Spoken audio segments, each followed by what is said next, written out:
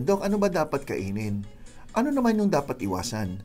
Pag sinabi ko yung mga dapat iwasan, ang susunod na sasabihin, Dok, wala na ako makakain yan.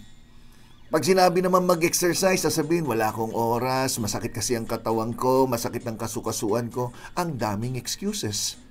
Pag niresetahan naman ng gamot, Dok, inumin ko ba tong gamot na to?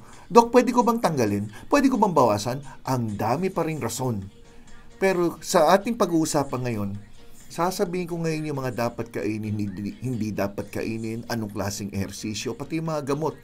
Bakit rinireseta ba ng doktor ang gamot? Bakit sabi ng pasyente ko, Dok, normal naman yung kolesterol ko pero niresetahan ako ng doktor ng gamot? Tama po ba yun? Aba, hindi ko naman sasabihin na hindi tama.